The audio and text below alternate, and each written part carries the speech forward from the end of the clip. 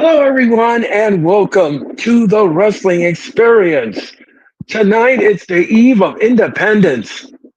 It's our freedom and everything else in between. Tonight, we're going to let the church bells ring and let freedom ring on this eve of independence. Tonight, the Rockets' red glare for a remind of Night of Champions. The Rockets' red glare will see also the rewindment of Dynamite.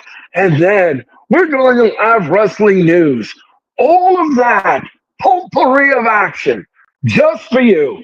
And a Hall of Famer returns to the wrestling experience. It's all for you here tonight. It's for you. It's just for you on this Independence Eve. Let freedom ring. Let the church bells sing. It's time for the wrestling experience.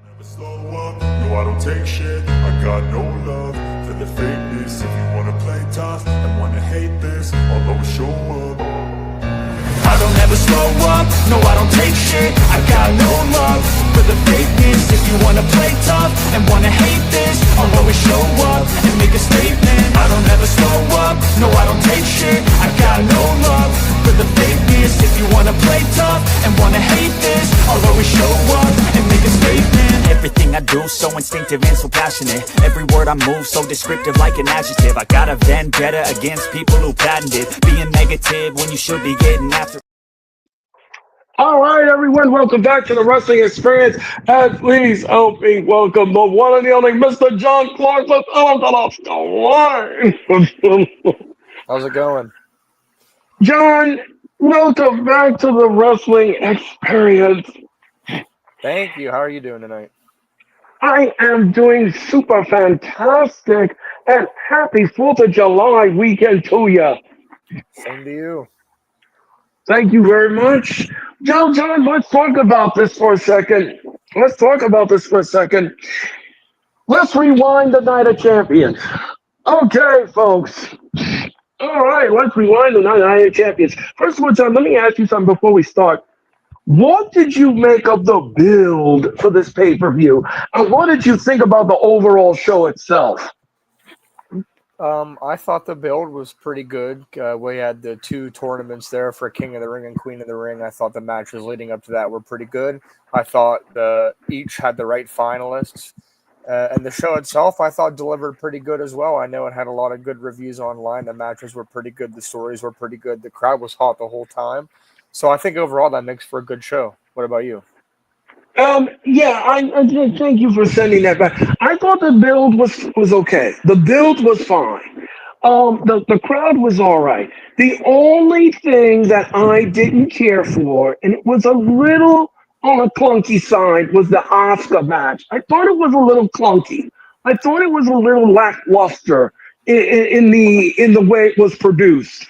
But other than that, well, no, there was one other thing too. The main event, which we will talk about, which I thought was too much in the soup pot. But anyway, we're going to talk about that in a moment. All right, so let's talk about this one. Randy Orton took on Cody Rhodes for the crown. The match was fine, folks. The match was fine. The match was all right. I thought the match was good. They were going back and forth. But Orton's obsession and his frustration led to his downfall and not getting the crowd. But one thing that I do like, and I don't know, John, if you're going to agree with me on this, is that the finish of the match was not controversial.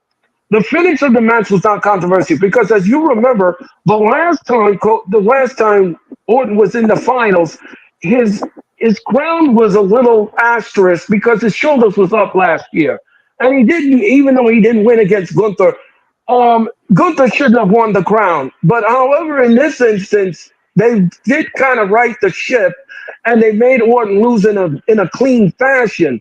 So, John, I'm going to go to you first before I say anything. What did you make of the match, and was this the right decision?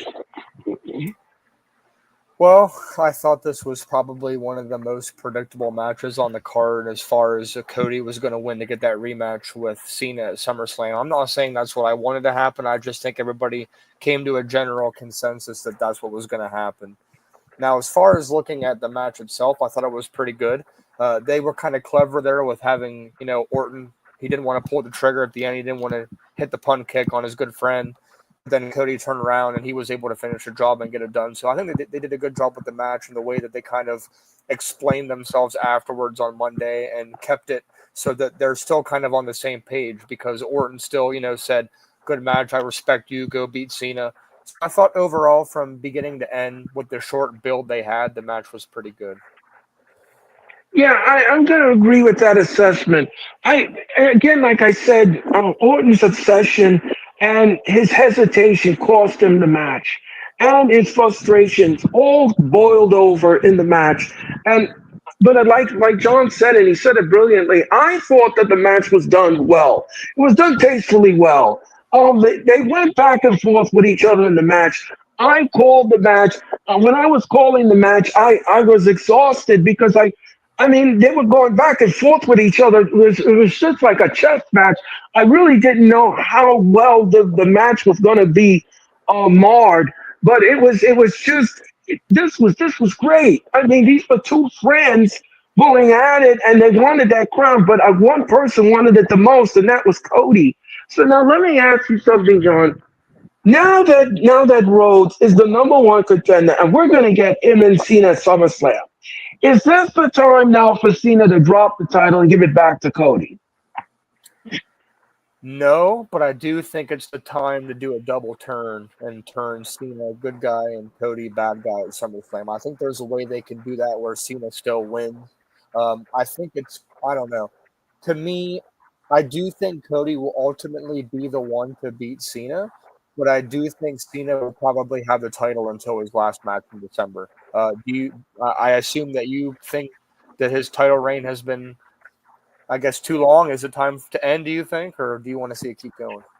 Um, here's the problem that I have, John, and I can't speak for you, and I cannot speak for everyone. I really can't. I only can do this for myself, and I don't know if you watch my show. I know you're a very busy person and everything else. I understand that, but here's the thing. Here's the thing, John, that I don't like.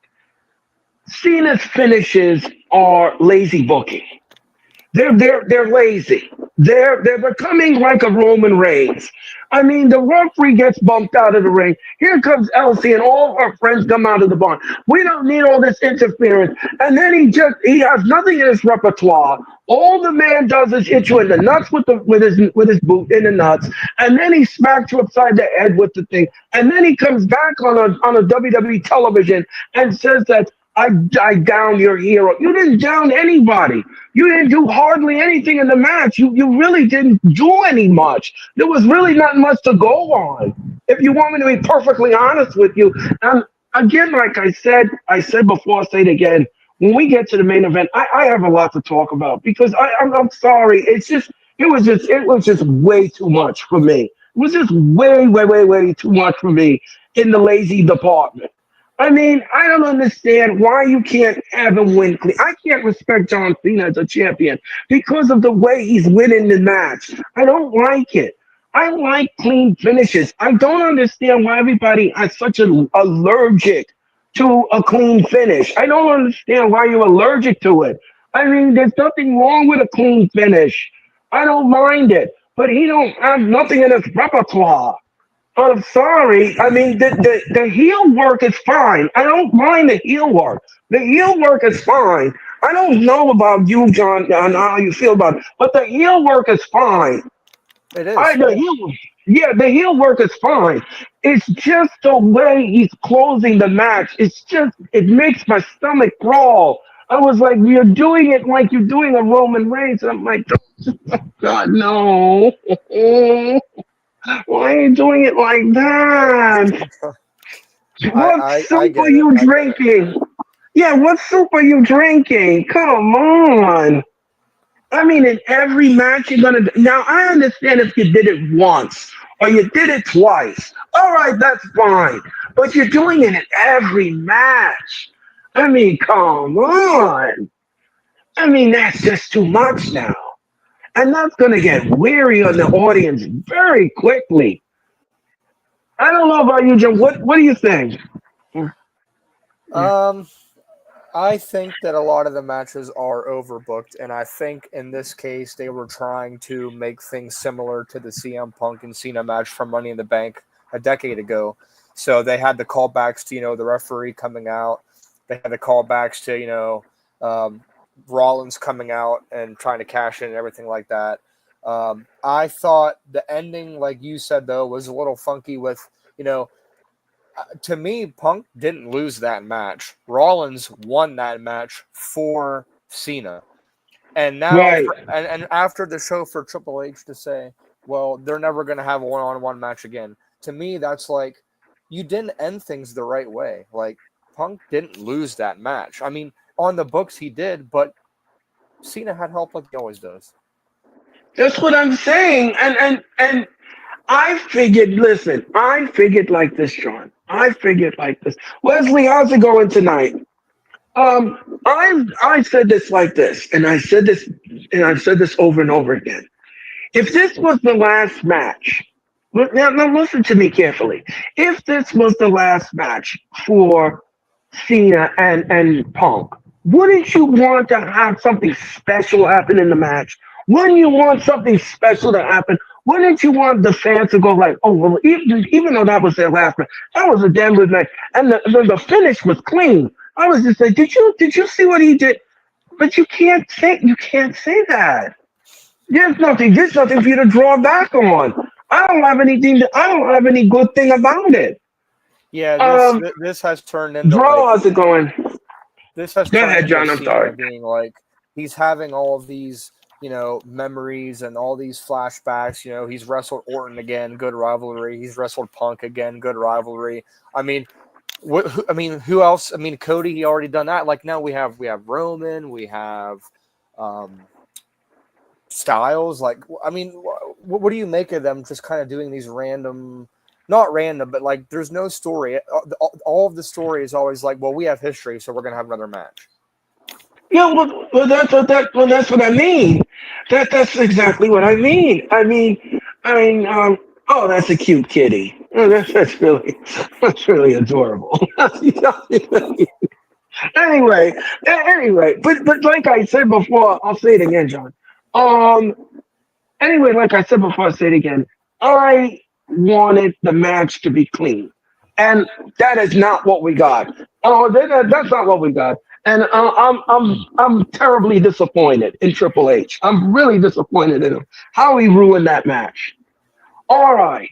Before we get to the main event, we're gonna talk about the street fight. Raquel Rodriguez took on Rhea Ripley. The match was fine. The match was all right for what it was. I knew Roxanne Perez was gonna stick her nose in the match. You just knew she was gonna do that.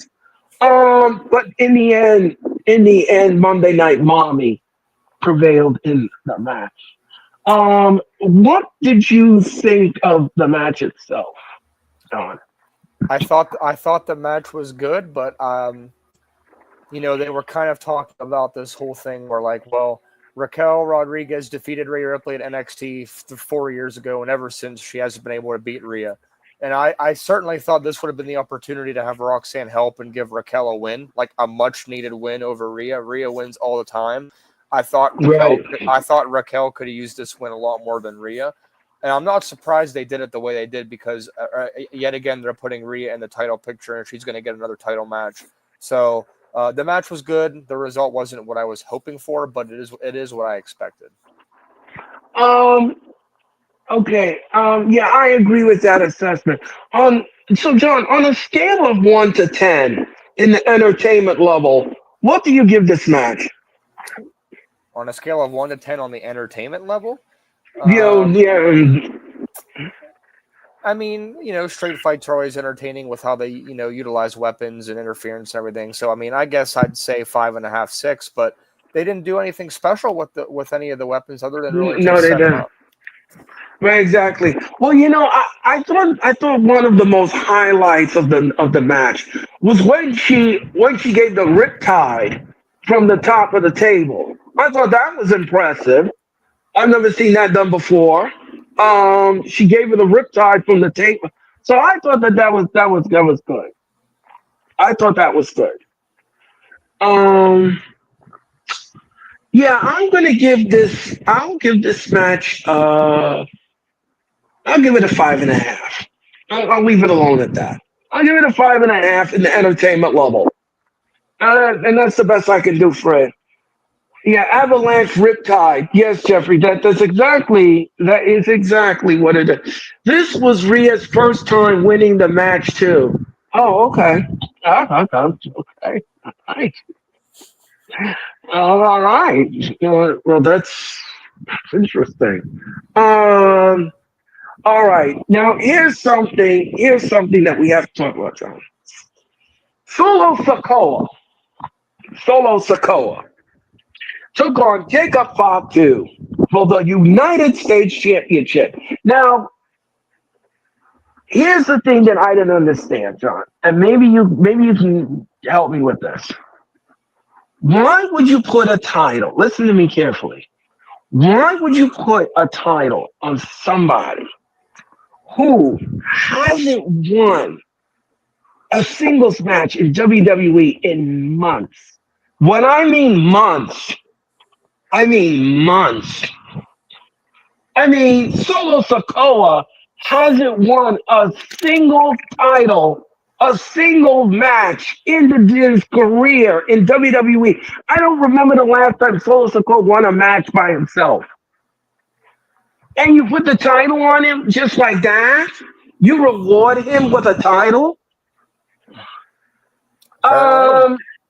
Um, John, help me here. Am I missing a picture here? Well, what's going on here?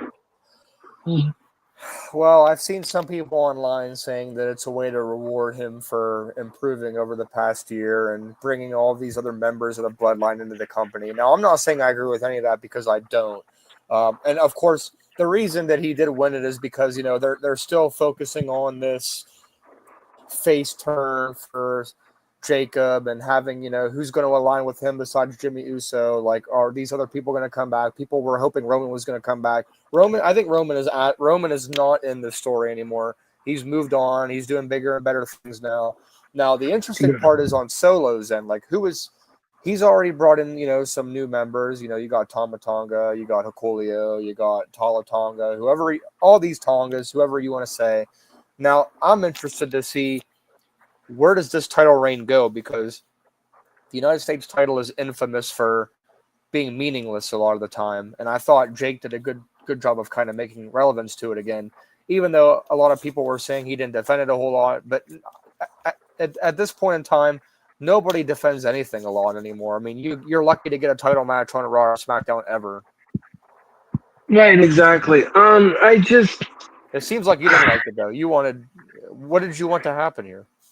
But here's the thing. I just felt it was disappointing. I felt it was disappointing. Now, I understand you wanted Hikuleo to get involved in it. I understand you wanted to have him debut on it. And then you had Tona Loa coming back after injury, after Survivor Series. I understand all of that. But couldn't they have beaten him down after he retained? Wouldn't that have made more sense? Wouldn't that have made more sense? Had him retained Like and they then did on Raw. That's what they did on Raw. Yeah, well, yeah, I understand that, but what I'm saying is that couldn't you have them retain and then the beat down? Wouldn't you have done that?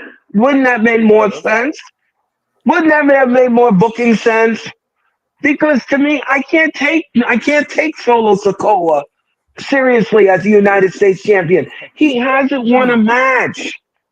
He hasn't won a match. I'm sorry, but he just hasn't won a match. I can't take somebody seriously who don't win his matches. And then all of a sudden now he's the United States champion. That doesn't make any sense to me. I can't wrap my head around that. I get it. I don't know. I don't know. I really don't. Jeffrey said Jacob just got the championship too and he lost it. That's what I'm talking about. That's what I mean. It just doesn't make any sense.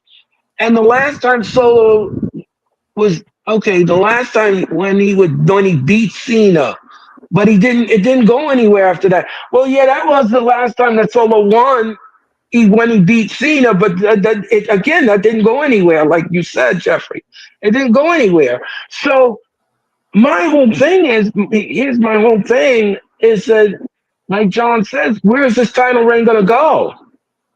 Is he going to defend it on every pay per view? Is he going to? Is he going to defend it at SummerSlam? Are we going to get a rematch? What's the story? What's the story Um, here?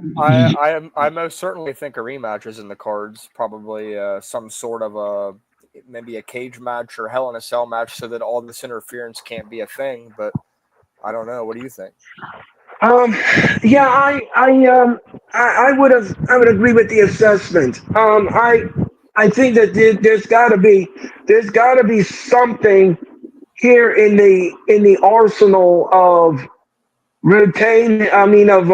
rematchment here. They have to do something here because I cannot see him as a United States champion. I'm sorry, I can see if he won all his matches and he was dominant and he was, but it's just not the case. That's not the case. Yeah. Um, all right, all right. Let's talk about this. The Queen's Tournament final. Asuka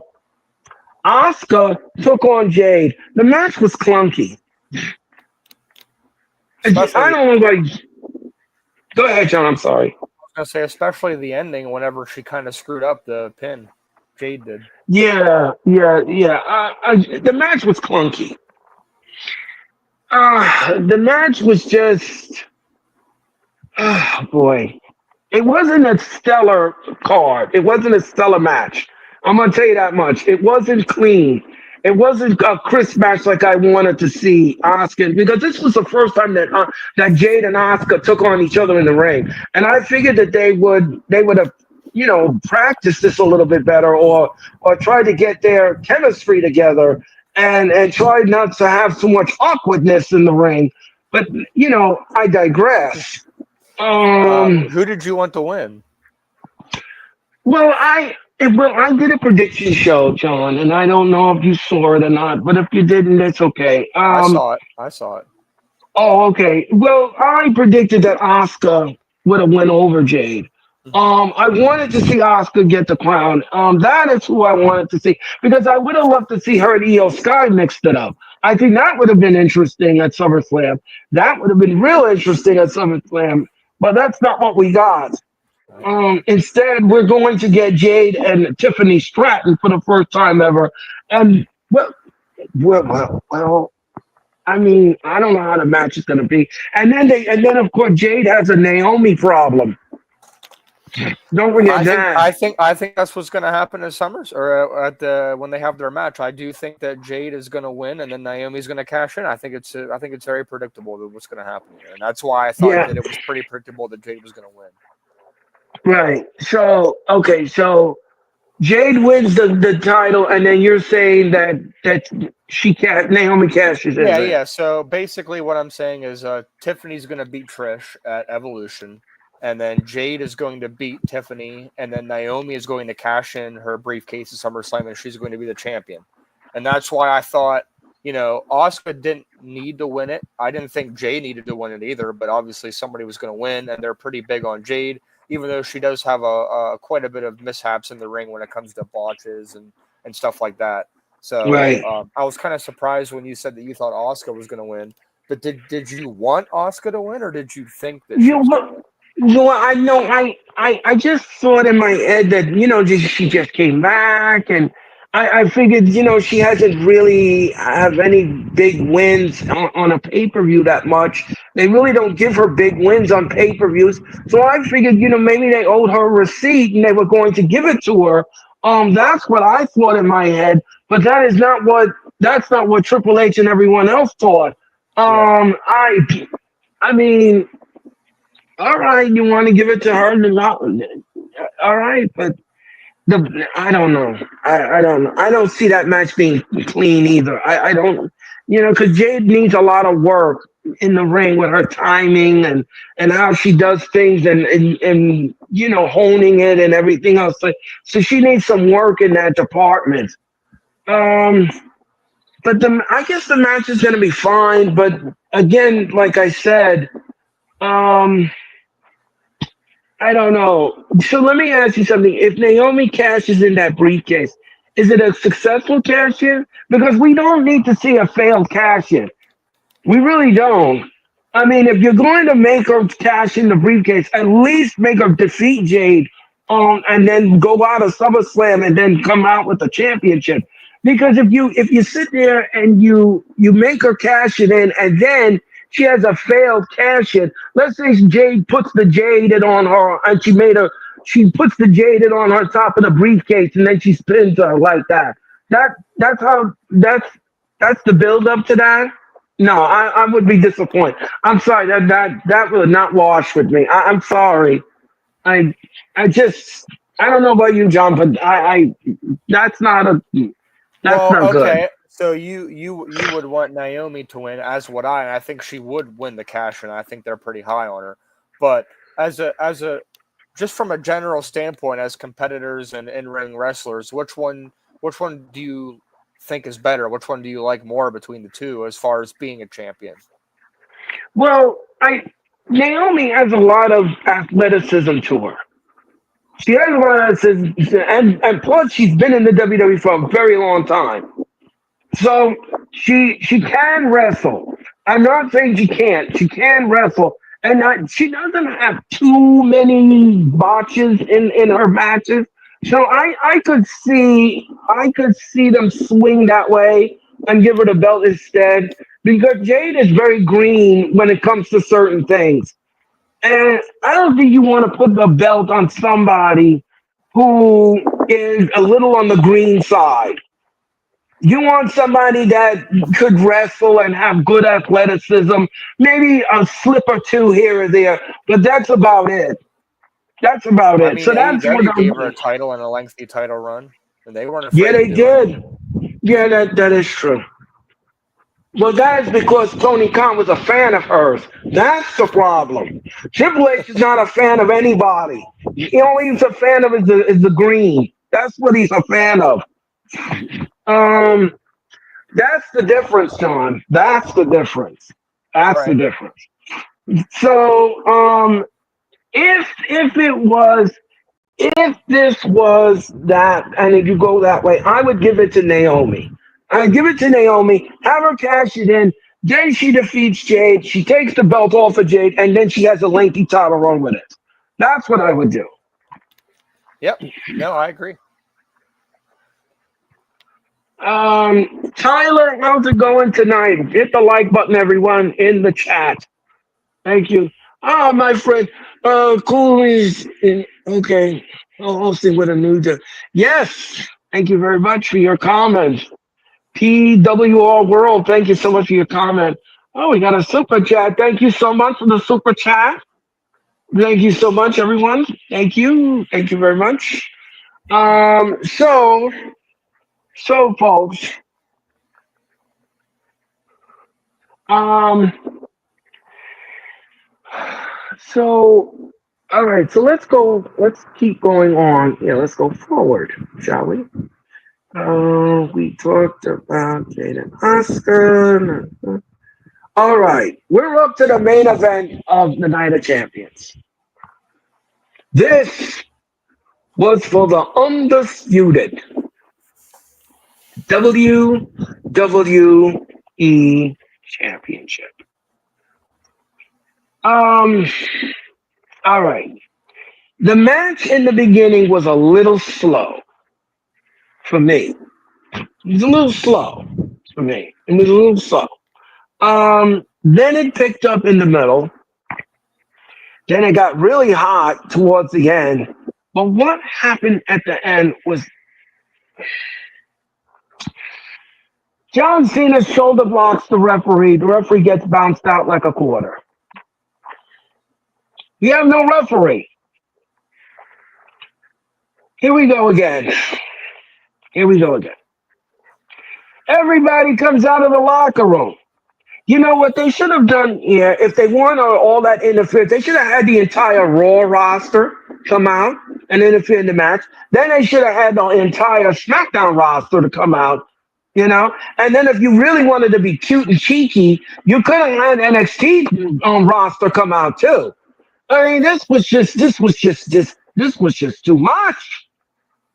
This was too much. I was like, why is all of these people coming out? And then Rollins waves his hand down the poor 61-year-old Charles Robinson to come run down to the ring like he did at WrestleMania. He's running down there, and Cena whacks him because he didn't want the cash in.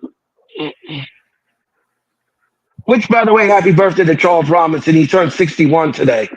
Um, um, this was just this was just. I was disappointed. I was disappointed because here's the thing. Here's the thing. Here's the thing. I was disappointed. I wanted the match to end clean. John, I don't understand why people have such a hard time with clean finishes. Why does everybody don't? I understand people don't like it. There are some people that don't like clean finishes. Everybody has this mentality like, well, he's a heel. He's a heel. I understand heels do nefarious things. I get it. I'm not dumb. I understand it. But do we need to do it every time in a title match? Is that necessary? Because that to me shows laziness. That to me just says, okay, here, is the match. Just fill it up with dirty dishes and we'll clean it up later. That's the way it is. And I don't like that as a wrestling fan. Now I've been a wrestling fan for 3 decades, as everybody knows, and I'm celebrating 3 decades as a wrestling fan. But let me just say this. I don't like this. I didn't like this at all. I was gonna give this match high marks until the ending part. Then I had to take it all away. Then I had to take it all away because I didn't like it. Jeffrey says, "Does anyone thought that Cena?" Well, no, I didn't think. I didn't think when he was hugging Punk. I kind of knew he was going to transform into that again. Again, they ripped that off from the elimination chamber. See, this is what I mean, John. This is what I mean. You can't think outside the box. You got to be lazy. Yeah, I get Why it. is it? What did you think of it, John? Go ahead.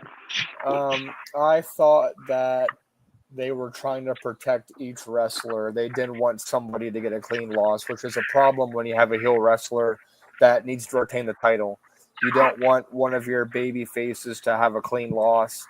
Orton didn't have a clean loss. Cody didn't have a clean loss. Now Punk didn't have a clean loss. We know damn well at SummerSlam, Cody's not going to have a clean loss.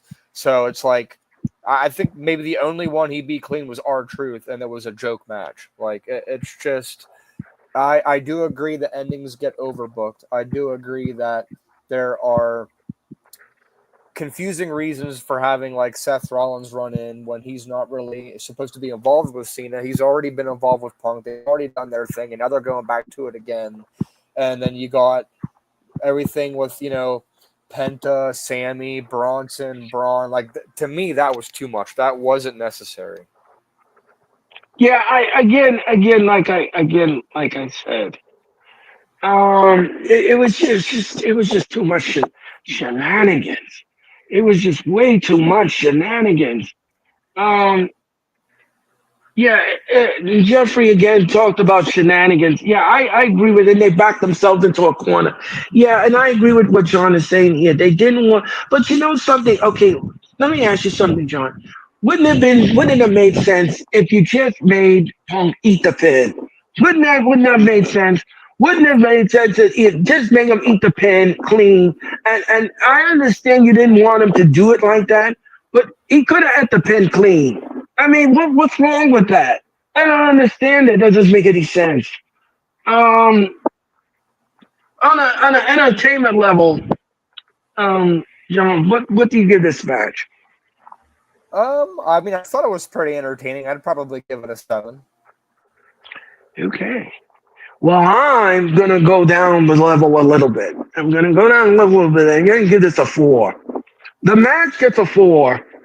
The match gets a 4 because of what happened at the end. Now, if the match ended clean, I would have bumped it up a little bit. But because you did the lazy booking, then I have no alternative. I have no alternative. All right, folks, that was the night of champions. All right, let's talk about AEW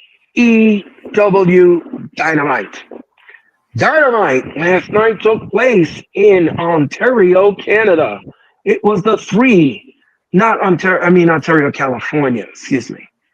Not Canada, California. And it was the 300th episode of Dynamite. John, what did you think of the 300th episode last night? It was one of the better episodes in a while. What do you think? Yeah, I thought it was all right. The matches were fine for what it was. But here's the problem that I have, John, and I want you to understand this, John. Next Saturday afternoon, we have All in Texas. The show still hasn't sell out yet. It's still going to be on track to be the biggest money maker for AEW as far as ticket sales is concerned with what he sold so far. But the card hasn't been completely revealed yet. And I'm kind of concerned about this is because we're getting closer and closer to next Saturday and we don't have a complete card yet. Why is that? Why is that? Tony.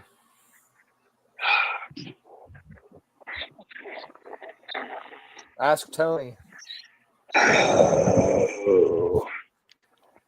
Ooh, this ain't good. What did you think? Again, like I said, John, I said to you before, and I'll say it again. You can't do that. You can't do that. You got to reveal the matches. I mean, how do you watch? How do you want people to watch a 4 to 7 hour pay per view like Tony likes to do, and don't have a card for it? Does that make sense? It's almost like if Triple H was to WWE put on a pay per view and there's no card to it. I was supposed to invest in that. That's not how you do. That's not how you do a pay per view. That's not how you do it. No, that is not how you do it. And John, let me ask you, what do you think about the build for this match? Terrible. Yep. Thank you. Thank you. And Brad Nettles, how's it going? Hit the like button, Brad. Thank you so much, and subscribe. I greatly appreciate it.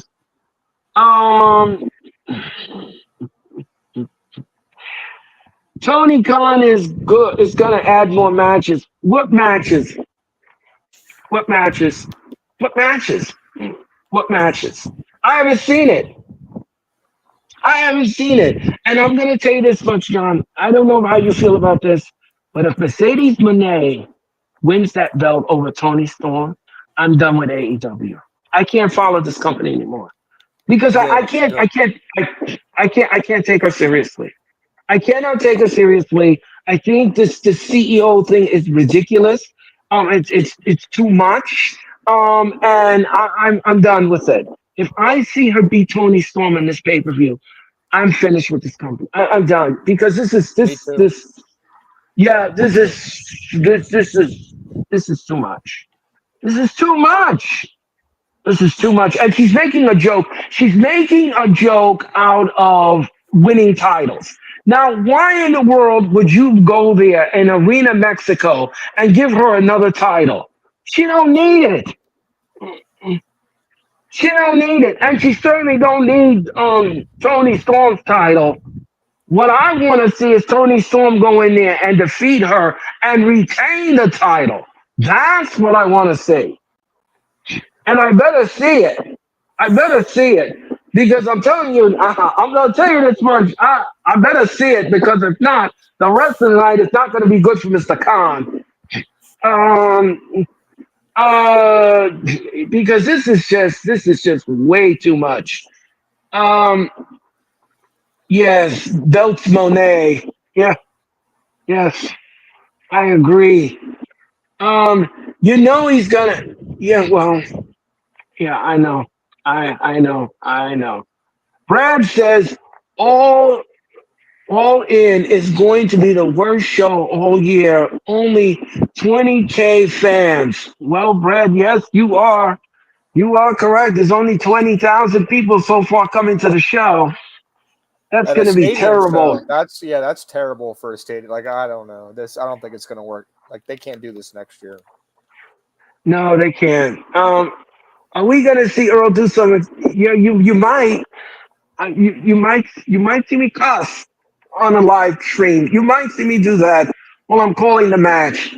Because if I see that woman defeat Tony Storm, now, John, let me ask you something.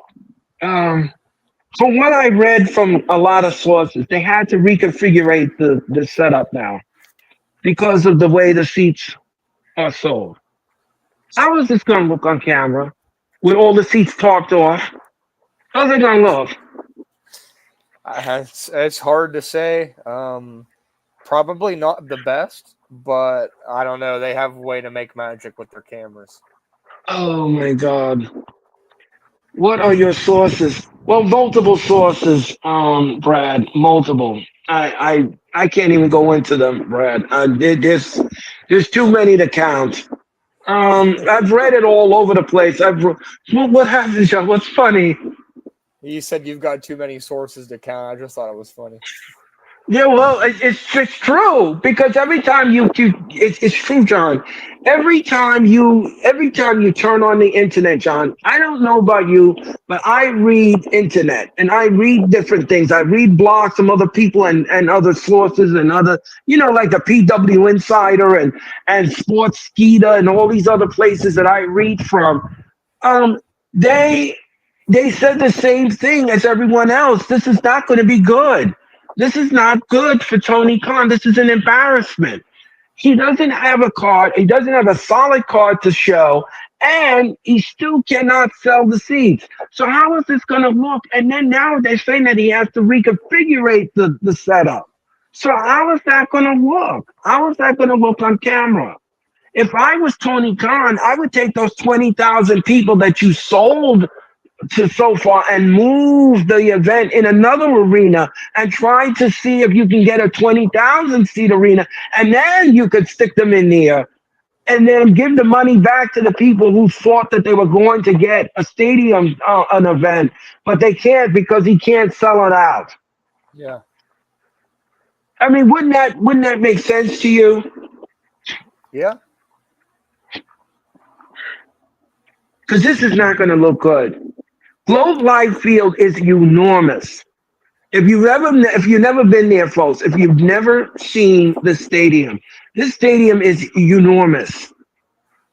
And no matter what camera angle you're looking at, you're going to see some empty seats here. You're going to see some empty seats, which means that they're probably going to have to bring everybody down from the top to the bottom just to try to fill it in to make it look like it's an intimate setting.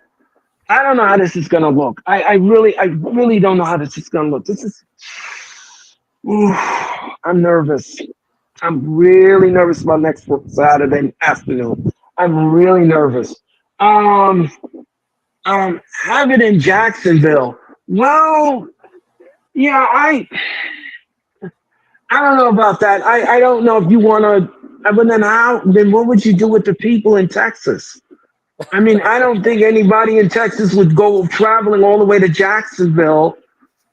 And it's if you can find a venue, if you can find a venue in in the around the Texas area, in Arlington area, where there's only 20,000 people, and cram them in that, and then do all, and then you would have been fine.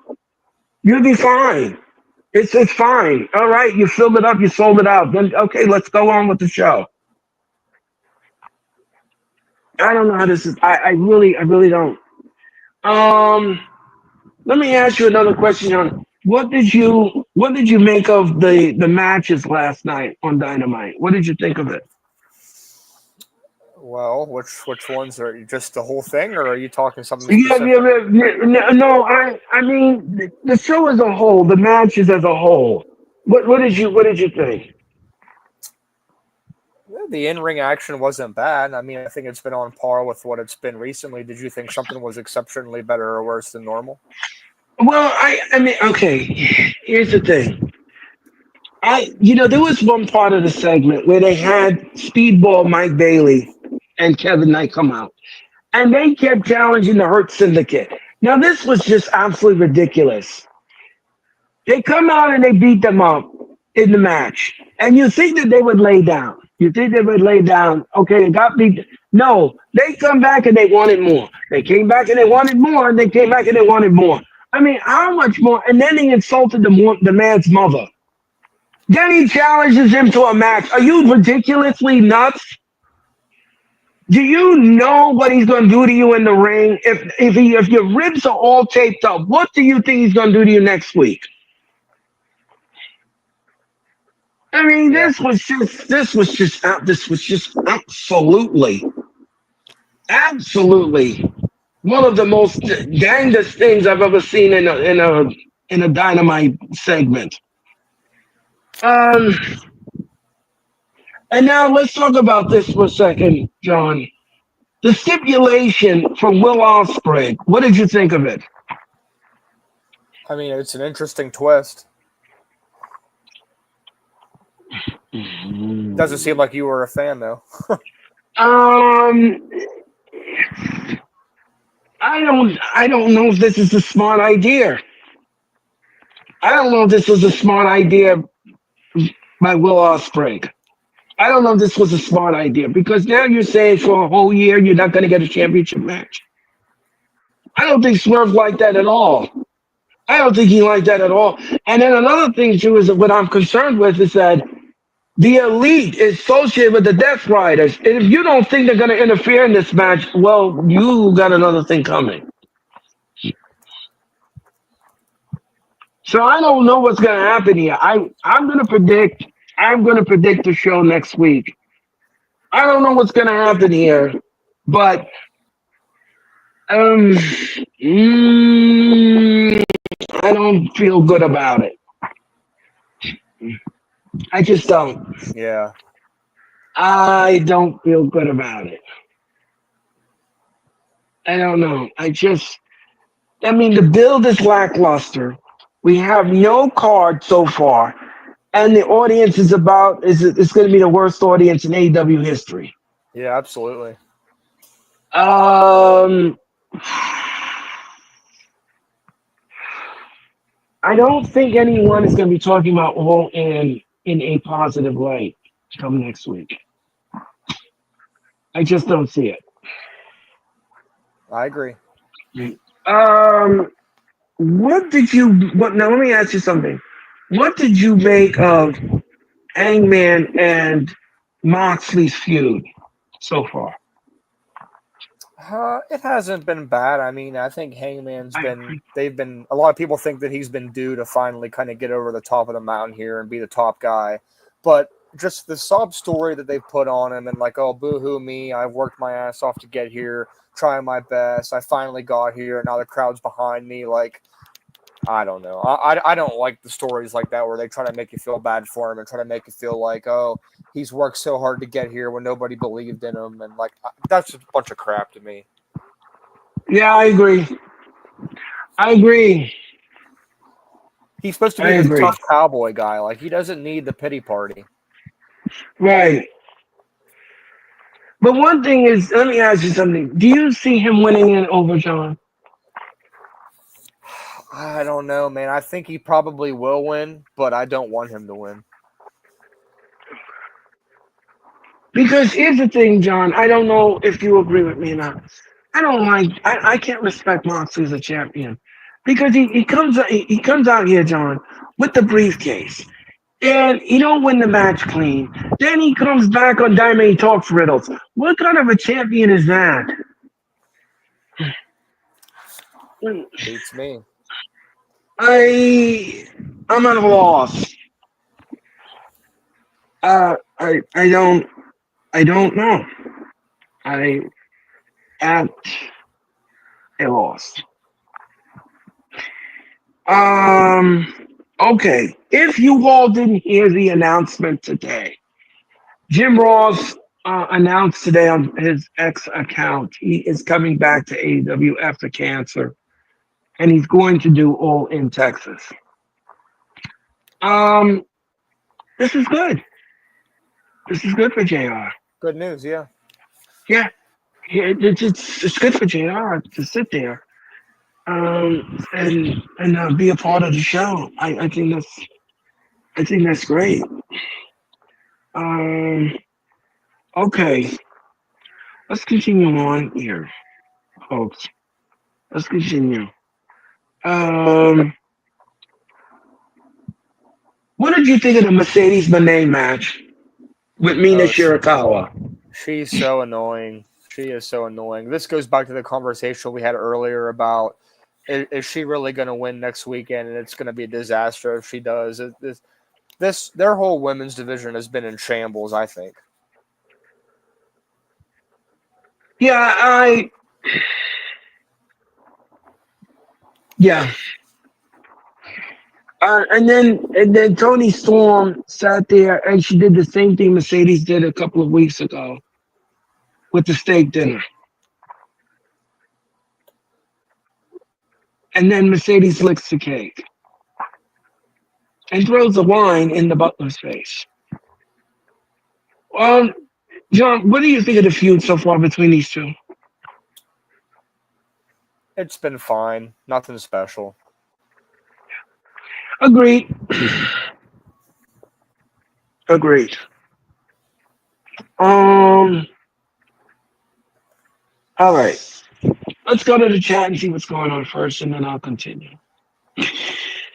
Jeffrey says this was her 1,000th match. Really? That's interesting. Oh, the way Earl said she licked a kid. Oh, you like that? You like to lick your guy.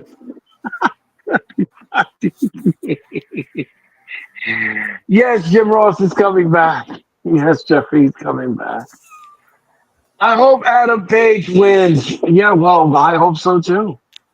Brad says, who got you the flowers?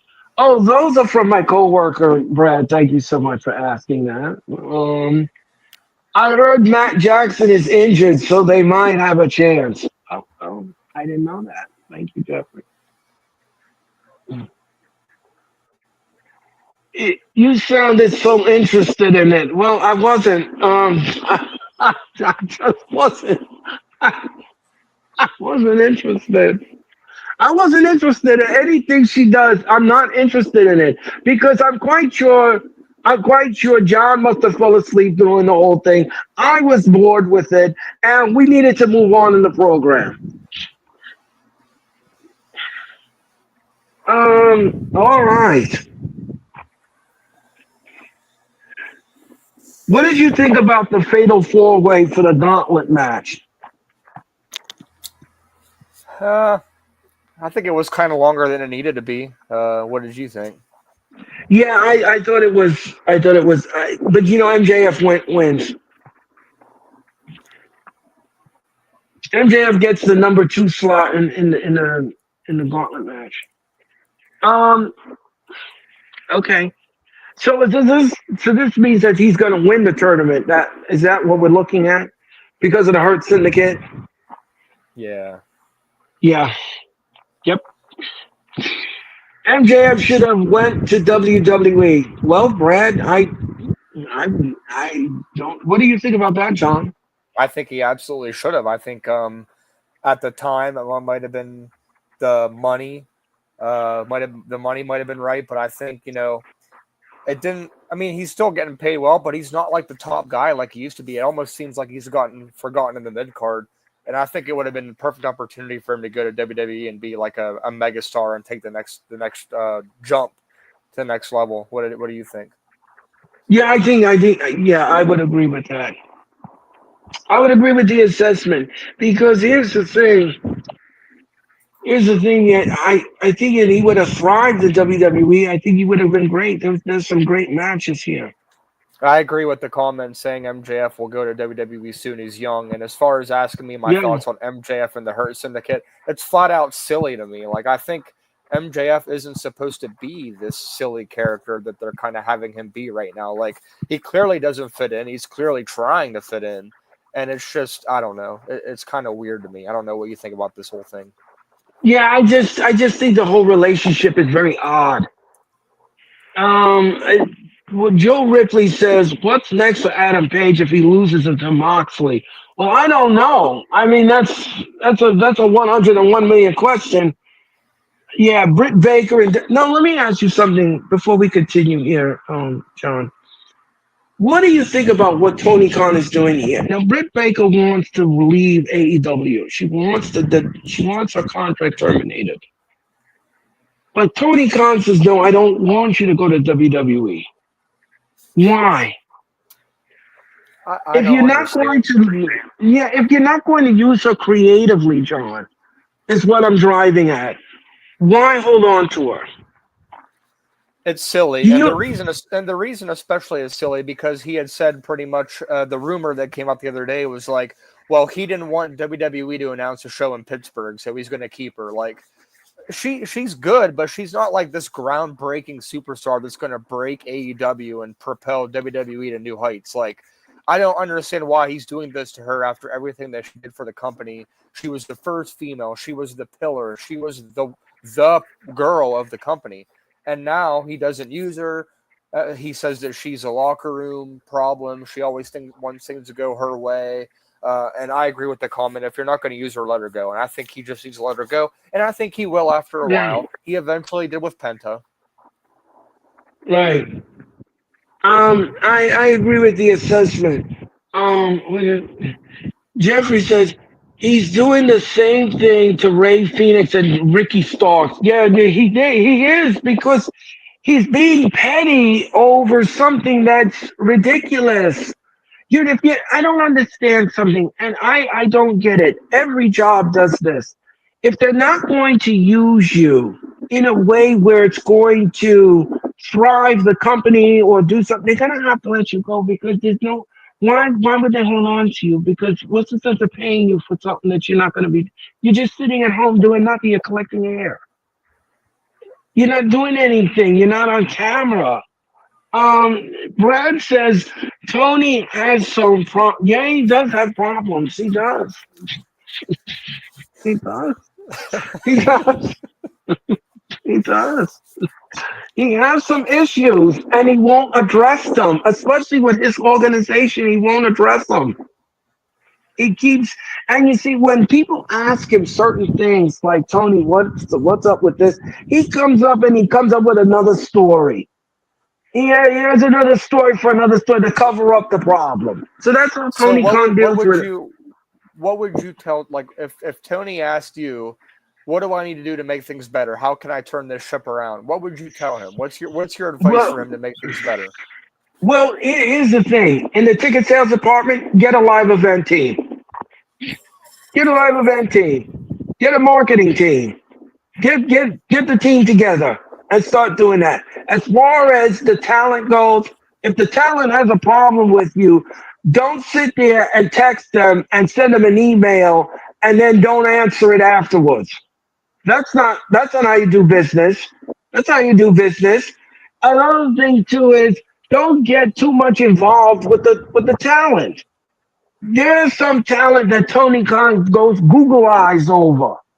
And he does and give them creative control over it. And before you know it, the train has come off the tracks. So there's certain things that you need to do that's obvious. And it's right in front of your nose, and you don't want to address it. So that's the problem that I have. I want this company to succeed. I do, and I'm not trying to pull them down. I'm not. I know they're not perfect. Neither is WWE. They're not perfect either. But what I'm trying to say here is that if you have glaring problems, don't you want to fix it? Don't you want to fix it?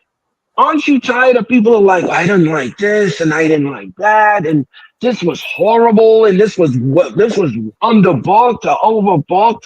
Aren't you tired of all that conversation, all that radio noise? Aren't you tired of that? And then here's another thing too, John, that's destroying AEW. Fans are taking pictures of empty arena and posting it on the internet for everyone to take a look and peek at.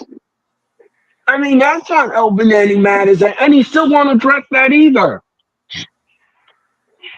Yeah. So there's some problems here. There's some issues. How would you fix it? Yeah, I'm not sure there's an easy answer to that question. I think he needs to reevaluate the booking. I think he needs to hire a creative team. He's been against that. He always has said that this is what makes us different. This is what he says makes them better, which it doesn't make them better. But he's dead set on doing things on his own, and he thinks that's the right way to do it. But it worked for a while. But then I feel like ever since Triple H got control at WWE and they kind of got red hot again, the whole Netflix thing started, and AEW got rid of Rampage, brought in Collision, and then they had to get rid of, Punk and some of their other talent that was good. Danielson got hurt. He's been out.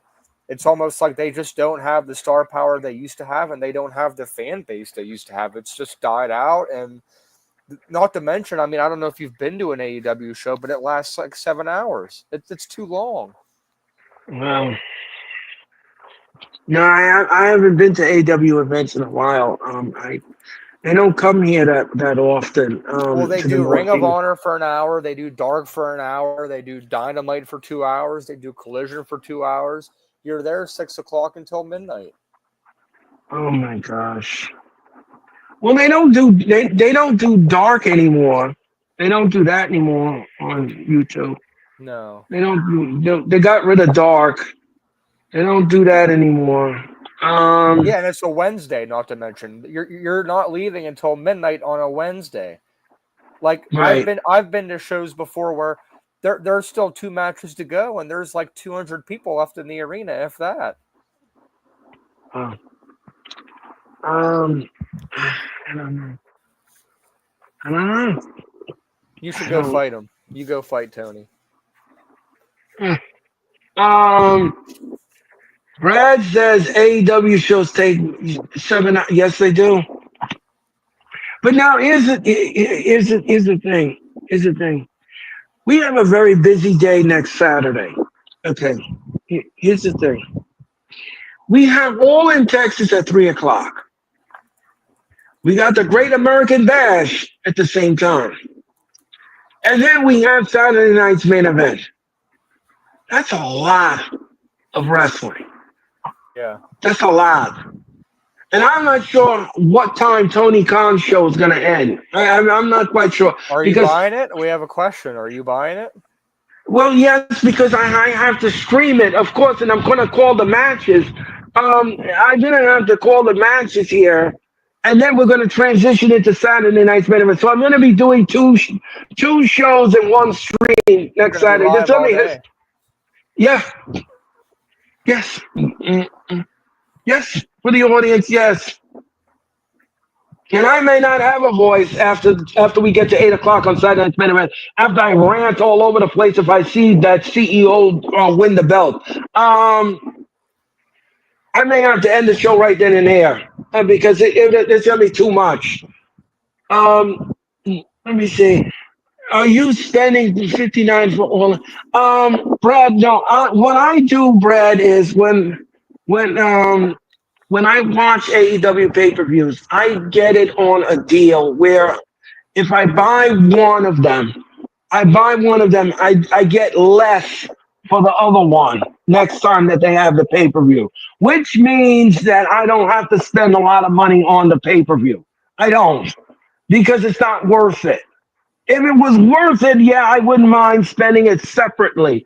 But I do it as a package deal just to save the money, and that's how I do it. Now I don't know how you all. I don't know if you all do that, but that's what I do. It saves me a whole boatload of money on the pay per view.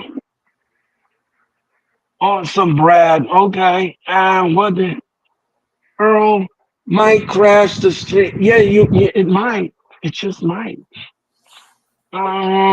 Saved up. Okay, and yeah. I'll be watching NXT and Saturday night's main event. Okay, all right. Well, now, John, let me ask you something. Which show are you going to tune in for? Are you I'm going to going tune into All In, or are you going to do the Great American Bash? I'll watch the Great American Bash and Saturday night's main event on Saturday. I might watch the Bash a little later than live if I'm not home. I'll watch Saturday night's main event live, and I'll probably watch Great American Bash live. I probably won't watch much of All In, but I have some friends like you that are going to be watching that can tell me what happens afterwards in case there's something that I miss I need to watch. I'll go back and watch it later. Right, exactly. So folks, yeah. So I'm going to be doing two shows in one stream next Saturday. Here's the plan. I'm going to be on the air 250 with All In. All right, we're going to do 250. As soon as the show is over, we will then transition into Saturday night's main event on Peacock. And that's now. Let me ask you something. Before we continue here, John, what do you think of Goldberg and Gunther? Um, I mean, I guess Goldberg deserves to have his retirement match. Hopefully, he can make it a somewhat good match. It's going to be memorable. Gunther's probably going to win clean, and then Goldberg will just go away. I'd be very, very surprised if we had any other result there. Yeah, I'm going to say that. Now. Let me ask you something, John. I want your honest opinion here. Um, how many seconds or minutes do you think this match is going to last? I do think it'll go. We'll say 7 minutes or so. I think there's going to be a lot of foolishness, like walking around, taunting each other, doing some stupid chest slaps on each other. It's not going to be a hard-hitting 7-minute banger of a match. It's going to be a bunch of shenanigans and foolishness and just weird things like that. I wouldn't be surprised if it was only 3 minutes. I wouldn't be opposed to Gunther winning in a squash match, but I think if it's going to be Goldberg's last match, they're going to give him something respectable that he's going to go out on a high note. But he's not going to win, and it might be a good match, but we'll see. Okay. I have 45 seconds. And that's it. That's it. Because he cannot last, folks. He cannot last. And I'm sorry, but he just cannot last. I mean, Gage interferes. I don't know about that, Brad. I don't. No, Nah. I don't know. No, I don't think so. It needs to be 3 minutes. Well, yeah, well. Yeah, 45 seconds of puffing and blowing.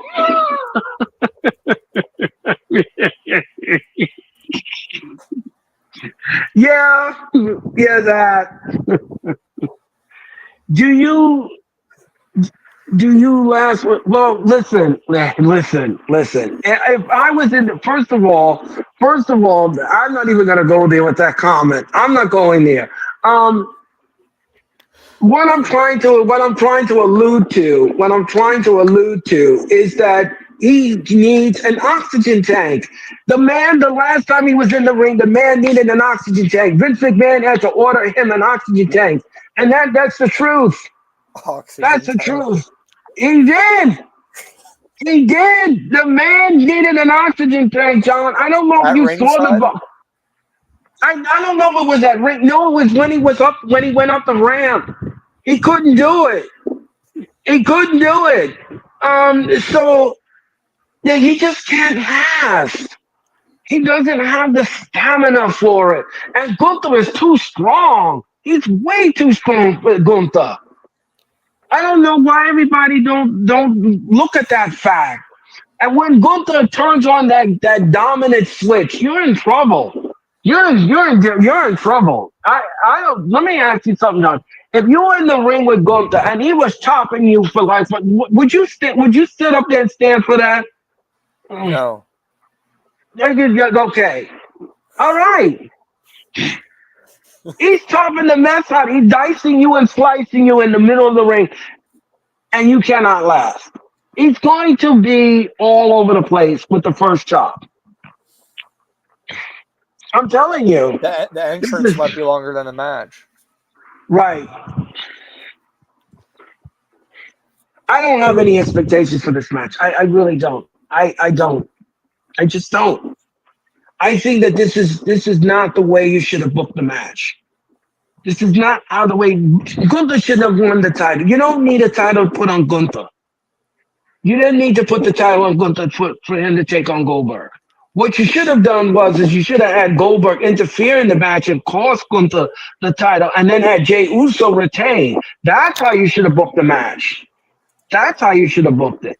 And then have him blame Goldberg for the loss. That's what you should have done for the match. But that's not how you all booked the match. You wanted him to have the title and have a title. Why? Why is he special over everyone else to get a title match? I don't understand that. There's so many men in that locker room that would have taken on Gunther for this title. And you pick Goldberg? Yeah. Really?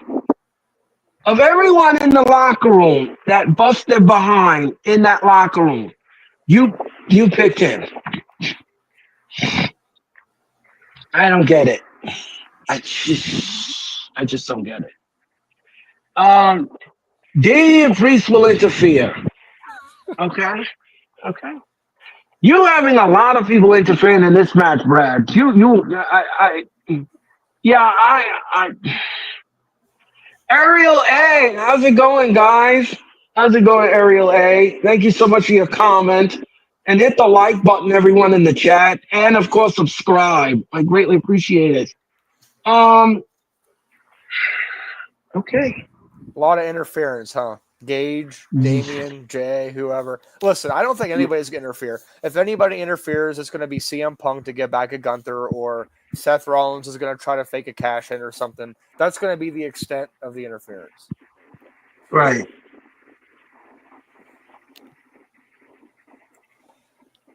Right, exactly. All right, let's go back to Dynamite for a second.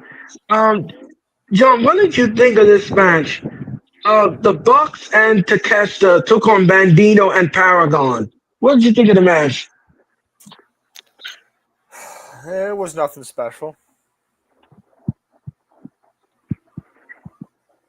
Okay, okay, I agree.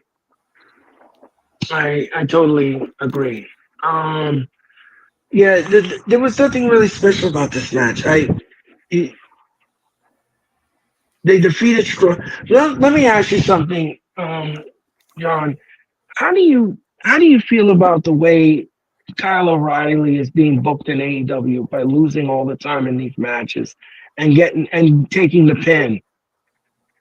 I don't think this is doing him justice. Yeah, I agree. Um, boy, I can see the respect that you have Yeah, right. for Kyle O'Reilly, because I don't know if I don't know if you agree with me or not, John, but they're booking him like Natalia. That's fair. Yeah, they're booking him like Natalia. That's how they feel. That's how I feel. Um, Osprey and Swerve Strickland took on El Faction and Nobles. What did you think of the match, John? I mean, just another match, nothing special, nothing bad. I think the result was okay. I mean, I don't know. Though just the way the booking is kind of random right now, so it's hard to get invested into some of these random matches. Yeah, I know. It was okay. It was good for what it was. It was good. Okay. Okada took on Kota Ibushi. What did you think of the match? Wasn't bad. What did you think? I thought it wasn't bad. I thought it wasn't bad. And Kenny Omega returned. Kenny Omega returned, and he's going. Now, let me ask you something, John. In that undisputed match, who would you give the belt to? Um, I don't know, man. I don't even know if unifying them is the right decision. Do you think it's the right Um, decision? I don't. Well, I understand that they want to merge the title together, but this could swing either way. I don't know how to predict that, John. I don't know how to predict this. It could the pendulum could just I don't know who deserves it more. I don't. Do you think Okada would defeat Kenny Omega and become the undisputed? No, I don't. You know, Do you? no. I mean, like I said, I don't know how to predict this, John. I don't know what to do at this point. I'm conflicted because it could. I mean, you have Don Callis in the corner. You know he's gonna be up to things, and you know he's gonna interfere in the match. You know he's gonna stick his nose in the match. The family is gonna stick their nose in this match and try to help Okada win that title. So what do we do? What do we do then? What do we what do we do here? Um, give it to Kenny because of the Planter's peanut Don. Okay. Brad says, "What do you think of Mercedes dating the Beast Mortis?" Well, I didn't even think that she was doing that until somebody told me that. And I said, no wonder he's been on Dynamite main event a lot. It's because of her. John, what do you think about that? She's dating the Beast Mortis. I don't know what to think. I don't know what to say about that. Do you have an opinion on it? And no, I don't. And I'm gonna leave it alone because I'm not going there. I'm not touching it. I'm not touching it. I'm not touching it. I'm not gonna be forced to do it. I'm sorry. I'm just to each his own. I have no issue. No.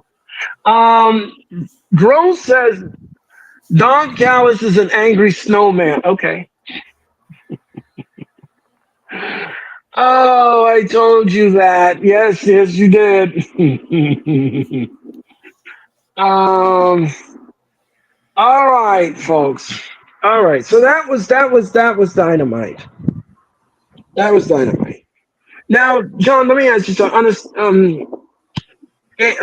a scale of A, B, C, D, or F, what letter grade would you give Dynamite as a whole? D. Yep. Yep. the show gets Eddie. I agree. All right, folks, before we wrap it up, let's go to wrestling news. Let's go to wrestling news. All right, how about that? Mm, all right, let's see what we got here. Let's see. All right. All right, let's go to some wrestling news. Brian Alvarez posted that The Miz will return to WWE as soon as Amazon has wrapped filming of the Gladiators reboot. Alvarez notes that the Gladiators will debut later this year. So apparently, The Miz is coming back to WWE. What do you think about that, Sean? I'm not surprised. We'll see what they have in store for him. All right. So welcome back, Miz. All right. Other reports from yesterday refuted, however, Fightful Select sources at AEW says Baker wanted out, telling the management she wanted out of the contract. That was news to them. They've never heard anything resembling that. The PW Insider also heard from multiple sources that there have been no discussions about Baker exiting the company, asking for the release or being close to contractually free. So apparently they're saying that she did not want out of the contract. I don't believe it. I think it's just a ruse to let things settle for now. They said the same thing about Penta and Phoenix, and then you saw what happened in the end. They have to say this Right. stuff. They can't publicly say, I want to be released. So Right. So this is what John was saying because they said, according to Bodyslam.net, Brett Baker is actively seeking part ways from AEW. Tony Khan isn't looking to release her from her contract, at least partly because he doesn't want Baker to debut with WWE in their hometown of Pittsburgh or at Evolution 2. So is that the case? I don't know. It's hard to say, honestly. Wow. Okay. They're saying that they want Bet Online gives Rhea Ripley over Io Sky. Okay. What do you think about that, John? I'm not surprised. I think it's pretty predictable. Okay. And Logan Paul adds credence to rumor that Scott didn't want to work with Booker T as planned to give a ready match. Paul says Scott was a little fickle with his training. Okay. Interesting. That's interesting. All right, folks, and that was wrestling news. All right, let's go to the chat and see what's going on. Earl, I want your email. I want you to send you something I got. Okay, Brad. Well, if you want my email, you can always find me on X. Find me on X, Brad, and then I will send you my email address. Thank you, Brad. Jelly Roll. Some comments about Jelly Roll. Yeah, Petty Con. Yes, that's what we call him around these parts, Petty Con. That's interesting, Brad. Thank you very much for that comment. Yeah, Jelly Roll. What do you think about Jelly Roll, John, on SmackDown? I guess they saying he might potentially have a SummerSlam match coming up, but I'm wondering who would they have him go against? He can't. If you don't think Goldberg can go for 45 seconds, how long do you think Jelly Roll is going to go for? He No, weighs no, about I'm sorry. 600 pounds. No way. No way. Now you're going to make a joke out of the man because he's. God. You're going to embarrass this man in front of 85,000 people at Yep. SummerSlam in MetLife Stadium. By the way, John, are you going to SummerSlam this year? I'll be there, so will you, right? Yes, I will. 2 nights of historic night of SummerSlam. Yes, I'll be in the house. And and I don't know if you're going to do this, John, but I'm going to return to SmackDown in Newark. After 7 years, the WWE is returning to Newark after 7 years of hiatus. And we're bringing back SmackDown on August 1st. You'll be Oh, there. yeah, I'm going to be in the house for that. And then, of course, we're going to have Monday Night Raw in the Barclays Center on Monday, August the 4th. We're going to have a big weekend of SummerSlam and wrestling action for you. Um, he's going to roll all right. Let's see. Ariel A. Earl, I want your answers. I want to send you something in a minute. Okay, Ariel A. You can always find me on Twitter. You can get me on Twitter. I'll give it to you. Yeah, I read that already. Let's go back Have to. you thought about wrestling? He wants to know. He asking you a question. Oh, who is that? The last comment here. Only just got. Is, Earl, have you ever thought about wrestling yourself back in the day? Ariel A. No, I never did. But here's some fun facts, Ariel A. I don't know if you know this, John, but when I first started out as a content creator here on YouTube so many years ago, I looked on Amazon for a luchador mask, and I was going to wear a luchador mask, and I was going to call myself Mr. Manhattan. Yes, Why not that Mr. was Brooklyn? well because back in the day they used to call me Mr. Manhattan, and I it kind of stuck. It kind of stuck, so I was like, maybe I wear a luchador mask and call myself Mr. Manhattan. But then I thought to myself, I said, no. I don't see myself coming on camera with a luchador mask. I don't see that happening. So I just left it the way it is. I left it the way it is, and I like it the way it is. Nice. Yeah, I like it the way it is. SmackDown is 2 hours tomorrow. It was taped this past Monday. I was on the The scene. I was in Pittsburgh for the show, so I got the yeah. results. Oh, don't say anything, Sean. We want to watch it, if you will. Let me ask you something, John. When the Raw taping was, because since you were there, so I'm going to ask you since you were there. Let me ask you something, John. When the Raw taping came to an end and they had to transform the arena into SmackDown, was there a lot of people there left in the arena, or did they leave? Most people stayed. Okay, all right. Well, that's good to know. And was it done very quickly, or did you have to wait a while, About or 10 minutes. what? Okay, that's pretty good. That's not bad. To transform the arena from Raw to SmackDown, it's a big transition. But like everyone says, the new 2 hour era will begin tomorrow night on July the 4th. I will not be broadcasting SmackDown. I'll be joining the 4th of July with my family and everything else. And I hope you all will have a safe and 4th of July. And I hope you'll enjoy. I'll be watching the show from my tablet. I'll watch the show from my tablet, and I'm sure that the 2 hour version. What was it? Was it a good taping, John? Did you enjoy it? Yeah, it was a good show. Okay. All right. Well, I'm looking forward to the show. I think the show is going to be great. It's going to be fabulous.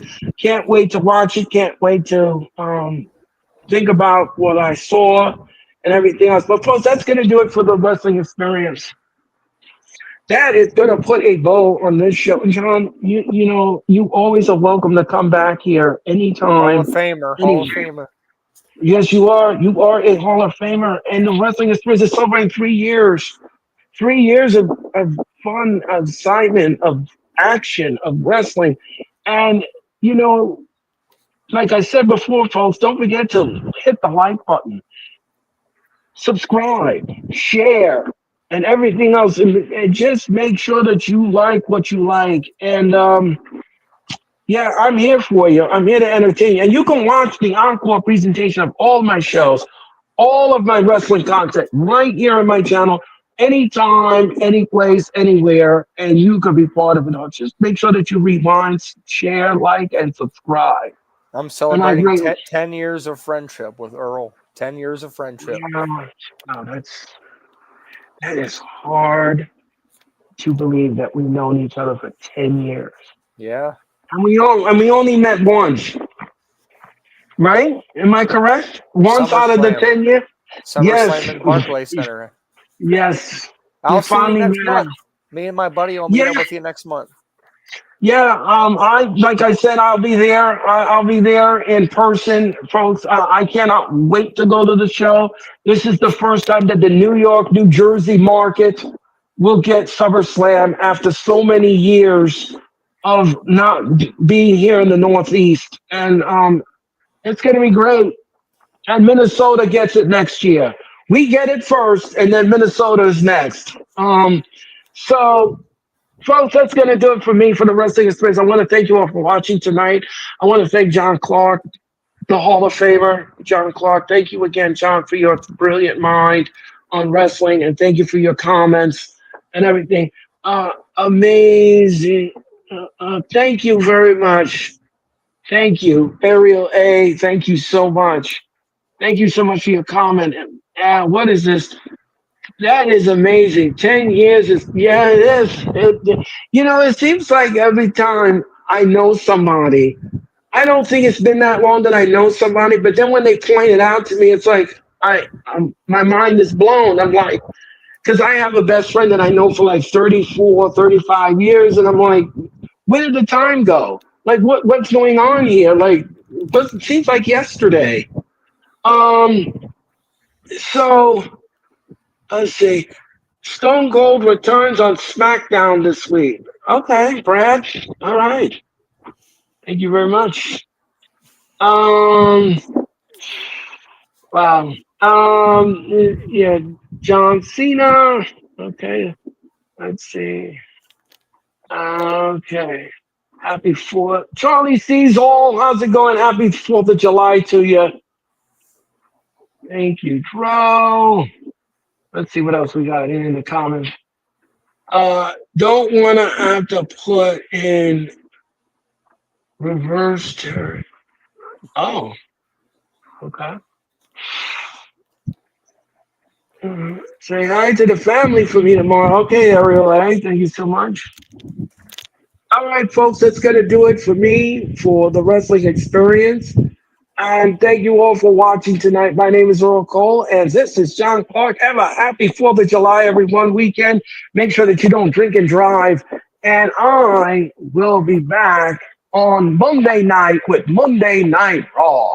We're going to Netflix and chill with me and the wrestling experience at Monday Night Raw as Raw goes back to 8 p.m. Eastern. And that will be this Monday. So until then, everyone, enjoy the rest of your Thursday, and I'll see you on Monday for Raw. Good night, everyone.